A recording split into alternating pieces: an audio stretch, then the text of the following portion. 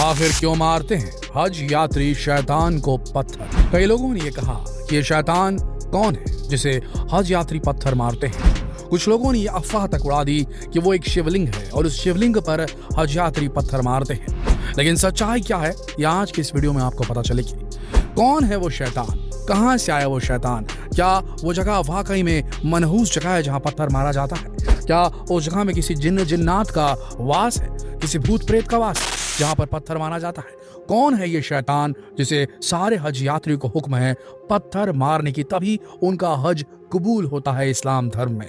कैसा है इस शैतान का सब कुछ, कौन है शैतान, कैसे हुई इसकी उत्पत्ति, आज इस वीडियो को अंत तक हर भारतीय देखे और समझ ले कि क्यों मारते हैं हज यात्री शैतान को पत्थर और कौन है वो शैतान। मुस्लिम धर्म के 5 पिलर्स यानी कि कलमा, रोजा, नमाज, हज, ज़कात माने जाते हैं। हर मुसलमान को अपने जीवन काल में इनका पालन करना होता है। मरने से पहले हज यानी मक्का मदीना की ज़ियारत करना, वहाँ के दर्शन करना। हर मुसलमान अपने जीते जी एक बार यहाँ जरूर आना चाहता है। अगर उसकी हैसियत होती है तो वहाँ जाना चाहता है, नहीं हो पाती तो ऐसे ही कब्र में चला जाता है। लेकिन मरने से पहले हर कोई एक बार हज जरूर करना चाहता है मुसलमानों में, ताकि वो वहाँ जाकर अपने गुनाहों की माफ़ी मांग सके और शैतान को पत्थर मार सके। शैतान को पत्थर मारना हज के वक्त की जाने वाली एक रस्म है, जिसमें सभी हज यात्री ऊंचे खंबे के ऊपर कंकड़ मारते हैं। कई लोग दावा करते हैं कि जो पिलर है वो शंकर भगवान की पिंडी है और यहाँ आकर मुस्लिम शंकर भगवान को पत्थर मारते हैं। इस बात को ठीक से समझने के लिए हमें आज से कई सैकड़ों साल पहले पीछे जाना होगा, जब काबे का निर्माण चालू हुआ था। ये दौर था पैगंबर हजरत इब्राहिम का। हजरत इब्राहिम अल्लाह के नेक बंदे थे, जिनके बारे में कहा जाता था कि इन्हें अल्लाह ने अपना नबी बनाकर भेजा है, यानी कि धर्म गुरु बनाकर भेजा है, ताकि पूरी दुनिया में इस्लाम की रोशनी फैला सके। एक बार हजरत इब्राहिम को एक ख्वाब आया, जिसमें उन्होंने देखा कि अल्लाह उनसे उनकी सबसे प्यारी चीज की कुर्बानी मांग रहा है।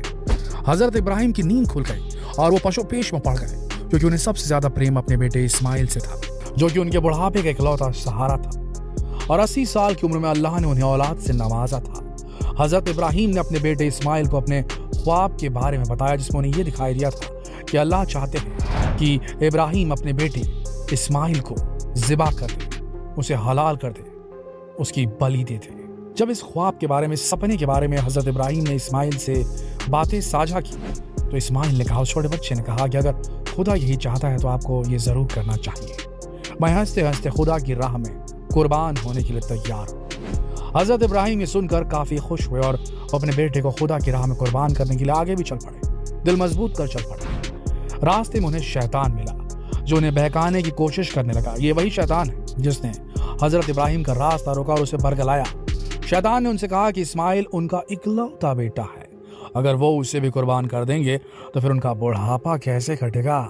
ये सुनकर हजरत इब्राहिम एक पल के लिए सोच में पड़ गए, लेकिन फिर अगले ही पल उन्होंने अपने इरादे पक्के किए और खुदा का नाम लेकर आगे बढ़ गए। जब हजरत इब्राहिम कुर्बानी की जगह पहुंच गए तो उन्होंने अपनी आंखों पर पट्टी बांध दी, अपना कलेजा मजबूत कर लिया। बताइए भला कौन बाप अपने बेटे को आंखों से देखते हुए ज़िबा कर सकता है, हलाल कर सकता है, उसकी बलि दे सकता है।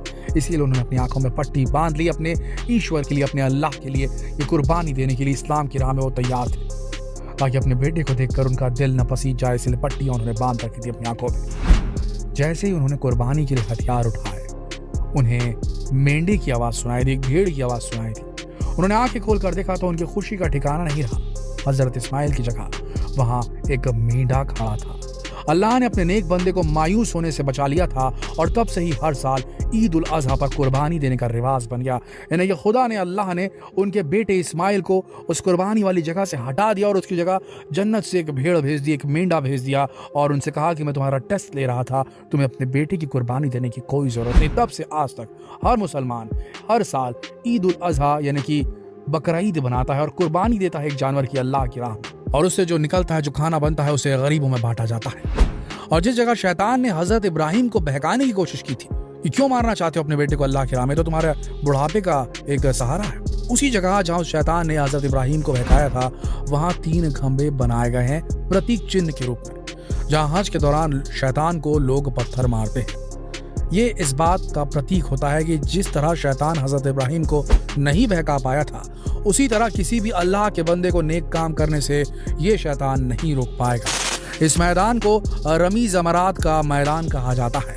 ये रस्म हज यात्रा का अंतिम पड़ाव होती है और इस जगह का शंकर भगवान से कोई कनेक्शन नहीं है दोस्तों, सिर्फ अफवाहें हैं और कुछ नहीं। शैतान को पत्थर मारने से पहले हज यात्री को काफी सारी रस्में निभानी होती है, जिसमें एहराम बांधने से लेकर कुर्बानी तक कई सारे फराइज, कई सारी रस्में शामिल होते हैं। हज यात्रा के लिए मुस्लिमों को मक्का मदीना जाना होता है, जो कि सऊदी अरब में स्थित है।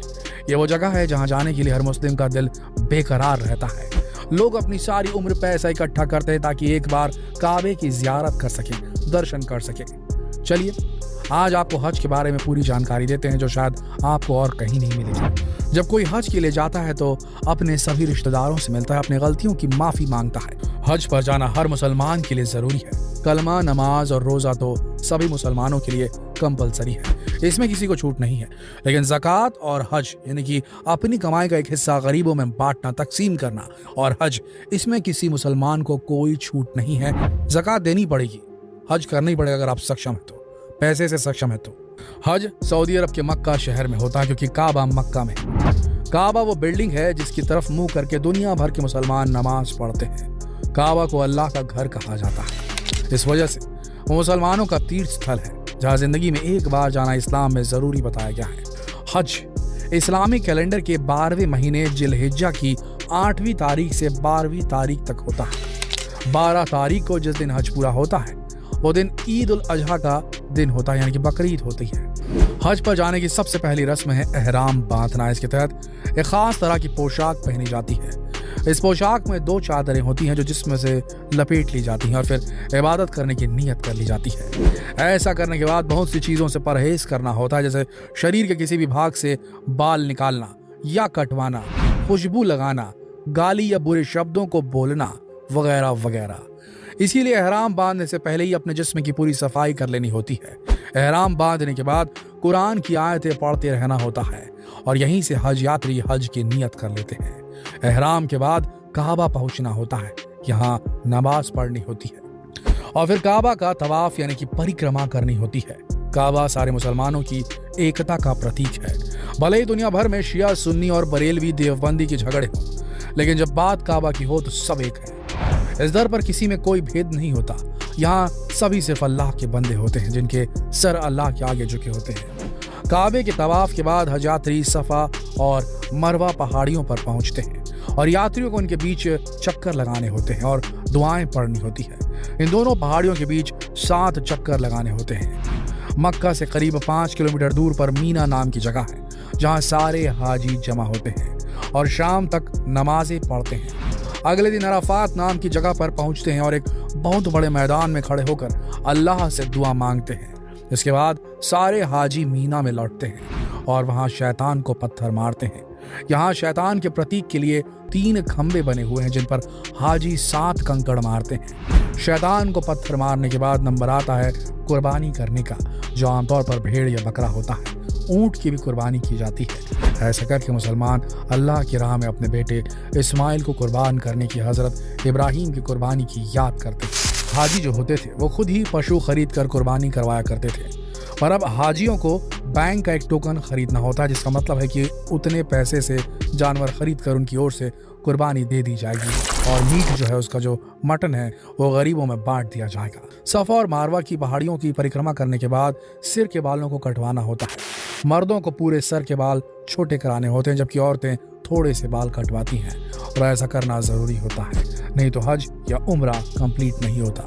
इसके बाद एक बार और काबा का तवाफ करते हुए हज पूरा हो जाता है। हर साल लगभग 2 मिलियन से भी ज्यादा लोग हज यात्रा के लिए जाते हैं और हज से लौटने पर लोग अपने साथ जमजम का पानी जरूर लेकर आते हैं। दोस्तों, हर धर्म में तीर्थ यात्रा का बहुत महत्व होता है, क्योंकि ऐसा करने से भक्त खुद को भगवान से जुड़ा हुआ महसूस करते हैं। हम आशा करते हैं कि आपको ये वीडियो जरूर पसंद आया होगा और जितना हो सके इस वीडियो को शेयर करें फेसबुक पर, व्हाट्सएप पर, यूट्यूब पर, ताकि जो भी भ्रांतियां फैली हुई हैं वो दूर हो जाएं और लोगों का ज्ञान बढ़े। कल फिर मिलेंगे एक और रोचक जानकारी के साथ। तब तक के लिए आप सबका इस वीडियो के अंत तक बने रहने के लिए दिल से धन्यवाद।